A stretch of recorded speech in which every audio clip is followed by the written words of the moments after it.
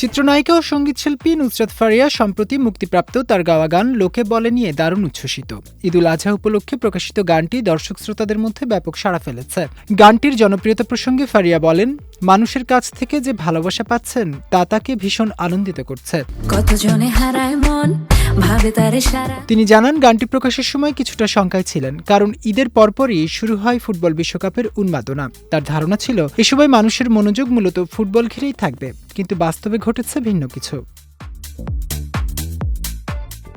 নুসরাত ফারিয়া বলেন, বিশ্বকাপের ব্যস্ততার মধ্যেও গানটি নিয়ে প্রতিদিন নতুন নতুন ভিডিও, রিলস ও নানা ধরনের কন্টেন্ট তৈরি হচ্ছে। বিভিন্ন প্ল্যাটফর্মে কোটি কোটি মানুষ গানটির সঙ্গে যুক্ত হয়েছেন। একজন শিল্পীর জন্য এর চেয়ে বড় আনন্দ আর কি হতে পারে। গানটি সিনেমার আইটেম গানের আদলে নির্মাণের বিষয়ে তিনি বলেন, ভালো কিছু করার ইচ্ছা থেকে এমন আয়োজন। নিজের কাজের ক্ষেত্রে তিনি সবসময় সর্বোচ্চ চেষ্টা করেন এবং বিশ্বাস করেন দর্শকের সামনে ফিরলে ভালো কিছু নিয়েই ফিরতে হবে। শুধু গান নয়, সিনেমা নিয়েও ব্যস্ত সময় পার করছেন এই তারকা। তার অভিনীত দুটি সিনেমা মুক্তির অপেক্ষায় রয়েছে। এর মধ্যে কলকাতার রকস্টার ছবিতে তার সহশিল্পী যশ দাশগুপ্ত এবং বাংলার ঠিকানা ৭১ ছবিতে রয়েছেন আরিফিন শুভ। এছাড়াও নতুন কয়েকটি প্রজেক্ট নিয়েও আলোচনা চলছে বলে জানান তিনি।